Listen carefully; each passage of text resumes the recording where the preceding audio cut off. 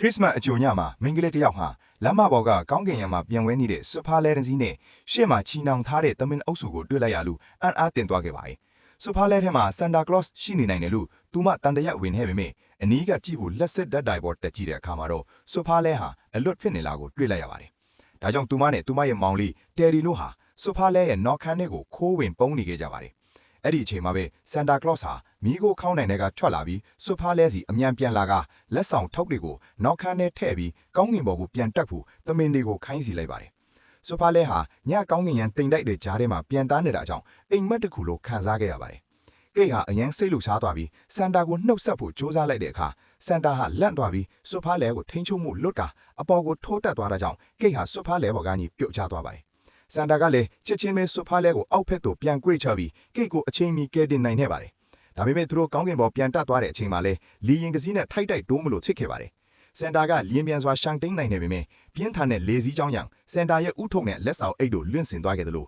သမင်တွေနဲ့စွတ်ဖားလဲချိတ်ဆက်မှုလဲပြတ်တောင်ပြီးသမင်တွေဟာအယမျက်နှာအသီးဒီကိုလူစုကွဲသွားရပါတယ်။စွတ်ဖားလဲဟာစွမ်းအင်တွေဆုံးရှုံးသွားတဲ့အတွက်စန်တာဟာအရေးပေါ်ဆင်းသက်ဖို့စွတ်ဖားလဲရဲ့အတောင်ပံတွေကိုဖွင့်လိုက်ရပါတယ်။ကံမကောင်းစွာနဲ့ပဲဆင်းသက်နေစဉ်အတွင်းရေစိမ်တစ်ခုနဲ့တိုက်မိပြီးနှင်းဖုံးတဲ့ကွမ်းပင်တစ်ခုတည်းကိုပြတ်ကျသွားပါတယ်။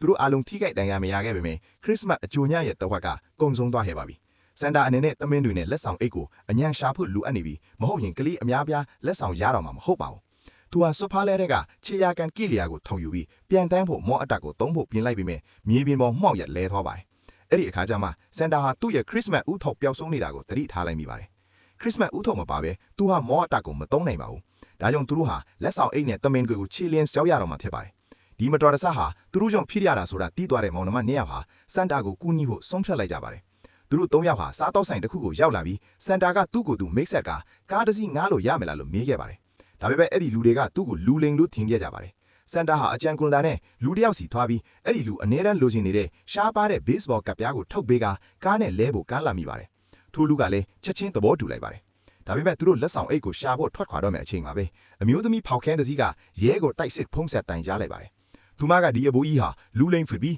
းမောင်နှမနှစ်ယောက်ဟာသူ့ရဲ့သားကောင်တွေထိနေနိုင်တယ်လို့တန်တရားဝင်ခဲ့တာပါ။သူတို့ထွက်ပြေးရမယ်ဆိုတာသိလိုက်တာနဲ့ကားထဲကိုခုံဝင်သွားပြီးမောင်းထွက်သွားရပါတယ်။သမင်တို့ရဲ့ခြေရာကိုတွေ့လိုက်တာနဲ့ရဲတွေလိုက်လာပါတယ်။စန်တာကတယ်ရီကိုခြေရာကန်ကိလျာပေးလိုက်ပြီးညီမလေးနဲ့အတူလက်ဆောင်အိတ်နောက်ကိုလိုက်သွားဖို့ပြောကသူကတော့ရဲတွေကိုရင်ဆိုင်ဖို့ကြံနေပါတယ်။ဒါပေမဲ့ရဲတွေကသူဟာဆန်တာကလော့စ်ဖြစ်နေတယ်ဆိုတာကိုမယုံကြည်ပဲဖမ်းဆီးသွားပါတယ်။တစ်ဖက်မှာတော့မောင်နှမနှစ်ယောက်ဟာသမင်တွေကိုရှာတွေ့သွားပါတယ်။ဒါပေမဲ့အဘိုးကြီးရဲဖမ်းခံတာကိုမြင်လိုက်တာကြောင့်သူတို့ဟာအရင်ဆုံးလက်ဆောင်အိတ်နဲ့မော်အတာဥထောက်ကိုဆက်ရှာကိုဆုံးဖြတ်လိုက်ကြပါတယ်။မကြာခင်မှာပဲစန်တာကိုရဲစခန်းစီခေါ်သွားကြပါတယ်။စန်တာဟာသူ့ရဲ့အထောက်အထားကိုတက်တက်ပြဖို့လုပ်ရကြောင်းအရာရှိဒေးဗ်တယောက်ဟာအံ့အားသင့်သွားပါတယ်။စန်တာကအရာရှိဒေးဗ်ကိုသူ့ငယ်ငယ်တုန်းကပေးခဲ့မှုတဲ့လက်ဆောင်ကိုပြပေမဲ့ဒေးဗ်ကမယုံကြည်သေးပဲသူ့ကိုအချုပ်ထဲမှာပဲပိတ်လိုက်ပါတယ်။စန်တာဟာမော်အတာယုံပြီးထပြေးခြင်းပေမဲ့ဥထုတ်မရှိလာကြောင်းဘာမှလုပ်လို့မရပါဘူး။အဲ့ဒီအချိန်မှာပဲမောင်နှမနှစ်ယောက်ဟာပျောက်ဆုံးနေတဲ့လက်ဆောင်အိတ်ကိုရှာတွေ့သွားပါတယ်။ကိတ်ဟာအိတ်ထဲမှာဘာရှိလဲဆိုတာသိချင်လို့ဖွင့်ကြည့်လိုက်တဲ့အခါတောက်ပတဲ့အလင်းတန်းတစ်ခုပေါ်လာပြီးသူမဟာ elf နတ်ပပိုးလေးတွေရဲ့ကဘာတဲကိုဆွဲဆုပ်ခံသွားလိုက်ရပါတယ်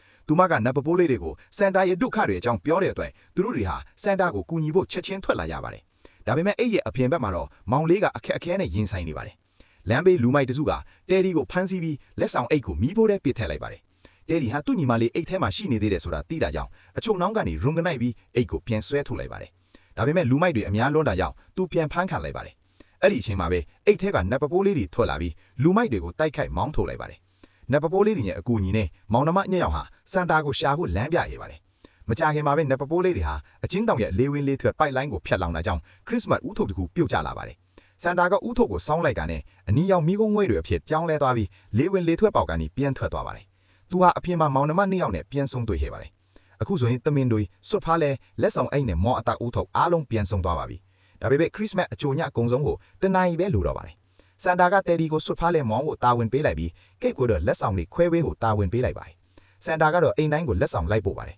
။မကြာခင်နတ်ပပိုးလေးတွေလည်းဝိုင်းကူကြပါတယ်။နောက်ဆုံးမှာတော့မိုးလင်းခါနီးအချိန်မှာလက်ဆောင်အားလုံးကိုပို့ဆောင်ပေးနိုင်ခဲ့ပါတယ်။စန်တာကမောင်နှမနှစ်ယောက်ကိုအိမ်ပြန်ပို့ပြီးသူတို့အတွက်လက်ဆောင်အဖြစ်ခရစ်စမတ်ဥထုတ်ကိုထားခဲ့ပါတယ်။ရုပ်ရှင်ဟာနှွေးထွေးမှုနဲ့ပျော်ရွှင်စရာအဆုံးသတ်နဲ့ပြီးဆုံးသွားပါတယ်